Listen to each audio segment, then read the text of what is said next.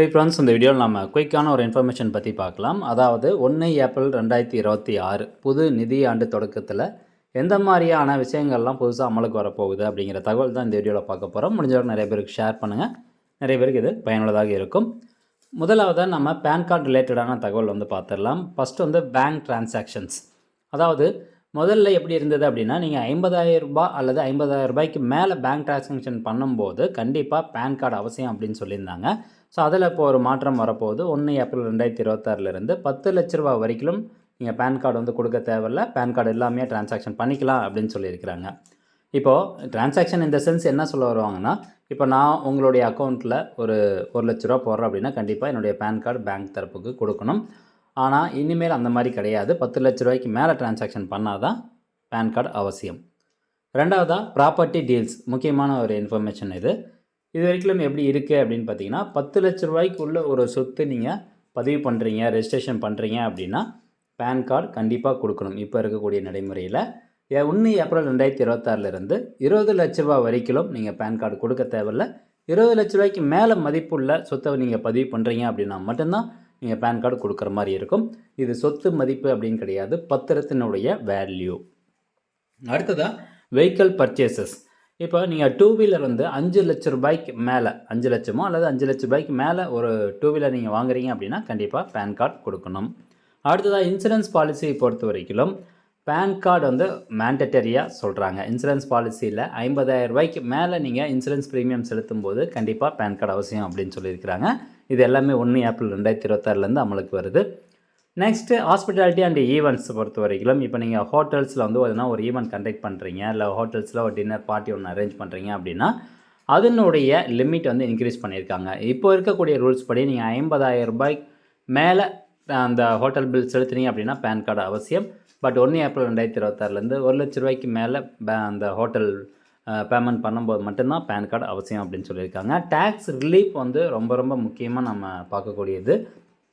ஒரு சைல்டுக்கு ஒரு மாதத்துக்கு 3,000 ரூபா வரைக்கும் நீங்கள் எஜுகேஷன் அலவன்ஸ் காமிச்சிக்கலாம். 3,000 ரூபா வரைக்கும் உங்களுடைய வருமானத்தில் ஒரு குழந்தைக்கு ஒரு மாதத்துக்கு நீங்கள் டேக்ஸ் ரிலீஃப் காமிச்சிக்கலாம் அப்படின்னு சொல்லியிருக்கிறாங்க.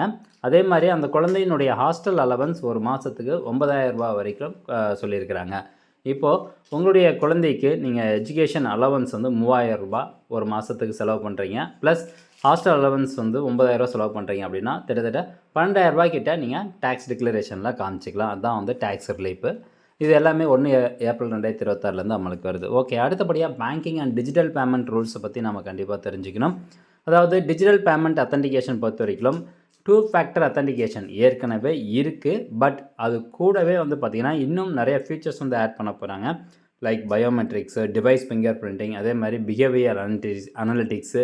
ஸோ இந்த மாதிரியான இன்ஃபர்மேஷன் எல்லாமே 1 ஏப்ரல் 2026 அமலுக்கு வரப்போகுது. Instead of relying solely on SMS OTP மட்டும் நம்பாமல் ஃபர்தராக பார்த்திங்கன்னா இந்த பயோமெட்ரிக்ஸ் அண்ட் ஃபிங்கர் பிரிண்ட் ரிலேட்டடான ஃபேக்டர் அத்தன்டிகேஷனும் பார்த்திங்கன்னா உள்ளே கொண்டு வர போகிறாங்க. அடுத்ததாக பிஎஸ்பிடி அக்கௌண்ட், அதாவது ஜீரோ பேலன்ஸ் மெயின்டைன் பண்ணணும். பிஎஸ்பிடினா பேசிக் சேவிங்ஸ் டெபாசிட் அக்கௌண்ட் எல்லா பேங்க்லேயும் வாடிக்கையாளர்களுக்கு கொடுக்கணும் அப்படின்னு சொல்லியிருக்கிறாங்க. இதனுடைய தனித்துவம் என்ன அப்படின்னு கேட்டிங்கன்னா, நீங்கள் ஜீரோ பேலன்ஸ்லேயே அக்கௌண்ட் மெயின்டைன் பண்ணலாம், எந்த ஒரு பெனால்ட்டியும் உங்களுக்கு போட மாட்டாங்க. அடுத்தபடியாக ஆதார் கம்ப்ளைண்ட்ஸை பற்றி பார்க்கலாம். அதாவது பேன் ஆதார் லிங்கிங்கினுடைய ஸ்டேட்டஸ் என்ன அப்படின்னு பார்த்தீங்கன்னா 31 டிசம்பர் 2025 தான் லாஸ்ட் டேட் சொல்லியிருந்தாங்க. ஸோ அதன்படி 31 டிசம்பர் 2025 வரைக்கும் யாரெல்லாம் பேன் கார்டு கூட ஆதார் கார்டு லிங்க் பண்ணாமல் இருந்தாங்களோ அவங்களுடைய பேன் கார்டு எல்லாமே இன்ஆப்ரேட்டிவ் ஸ்டேட்டுக்கு மூவ் பண்ணிட்டாங்க 1 ஜனவரி 2026 வரப்போகிற 1 ஏப்ரல் 2026 என்ன சொல்லியிருக்காங்கன்னா, சப்போஸ் நீங்கள் அந்த இன்ஆப்ரேட்டிவ் பேன் கார்டு யூஸ் பண்ணி டிரான்சாக்ஷன் பண்ணுறீங்க அப்படின்னா அந்த ஹை வேல்யூ டிரான்சாக்ஷன் எல்லாமே தடுத்து நிறுத்தப்படும். இப்போ ஏற்கனவே என்ன சொல்லியிருந்தாங்க, 10 லட்ச ரூபாய்க்கு மேலே போச்சுன்னா பேன் கார்டு அவசியம் சொல்லியிருந்தாங்க இல்லையா? ஸோ 10 லட்ச ரூபாய்க்கு மேலே டிரான்சாக்ஷன் பண்ணும்போது உங்களால் பண்ண முடியாது. 10 லட்ச ரூபாய்க்குள்ளே தான் டிரான்சாக்ஷன் பண்ணணும். எங்கெங்கெல்லாம் பேன் கார்டு மேண்டட்டரியோ அந்த இடத்துல நீங்கள் பேன் கார்டு கொடுக்கும் போகுது அந்த பேன் கார்டு இன்ஆப்ரேட்டிவ் ஸ்டேஜில் இருந்ததுன்னா அதை நீங்கள் யூஸ் பண்ண முடியாது. இப்போ பேன் கார்டுடைய ஃபார்ம்ஸ் பார்த்திங்கன்னா ரிவைஸ் பண்ணியிருக்கிறாங்க. புது அப்ளிகேஷன் ஃபார்ம் 93 to 96 வரைக்கும் பேன் ஃபார்ம் வந்திருக்கு. பழைய அப்ளிகேஷன் ஃபார்ம் 49A 49AA இதெல்லாம் கிடையாது. அதே மாதிரி நீங்கள் புதுசாக பேன் கார்டு வாங்கணும் அப்படின்னா உங்களுடைய பர்த் சர்டிஃபிகேட் அவசியம் அப்படிங்கிறத சொல்லியிருக்காங்க. மேண்டட்டரியாக கொண்டு வந்துட்டாங்க பர்த் சர்டிஃபிகேட் அப்படிங்கிறது. ஓகே ஃப்ரெண்ட்ஸ், இதுதான் தகவல். இந்த தகவல் முடிஞ்சவங்க நிறைய பேருக்கு ஷேர் பண்ணுங்கள். மீண்டும் அடுத்த ஒரு நல்ல பதிவில் சந்திக்கலாம். நன்றி, வணக்கம்.